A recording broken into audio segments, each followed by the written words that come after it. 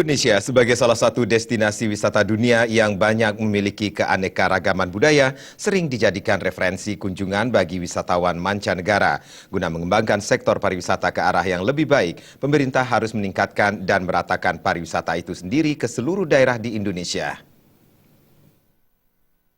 Akademisi Ide Bagus Gede Udiana menyatakan, guna menumbuhkan perekonomian Indonesia, tidak bisa hanya mengandalkan satu daerah saja.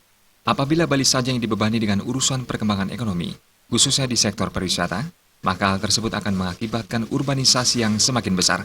Dengan kata lain, masyarakat daerah luar akan berdatangan untuk mencari pekerjaan di Bali, di mana daya tampung Bali sangatlah minim, dan hal tersebut justru akan menimbulkan persoalan baru, salah satunya terjadinya perubahan budaya lokal Bali. Maka dari itu, sinergitas antara pemerintah daerah perlu ditingkatkan guna menciptakan perekonomian pariwisata yang merata.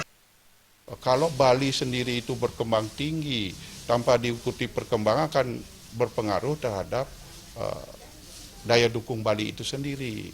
Nah, ini akan mengakibatkan masyarakat Bali itu keluar mencari pekerjaan. Nah, sekarang masyarakat datang dari luar datang itu akan mempengaruhi demografi, khususnya terkait dengan prosentase penduduk lokal dan penduduk pendatang yang akan mengakibatkan akan berpengaruh terhadap pariwisata khususnya yang berbasis budaya.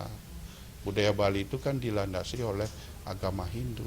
Kalau sekarang masyarakatnya itu hampir seumpamanya hanya sekitar 40% saja masyarakat, itu tentunya akan berpengaruh terhadap aspek kebudayaan, terhadap lingkungan, keamanan, kenyamanan.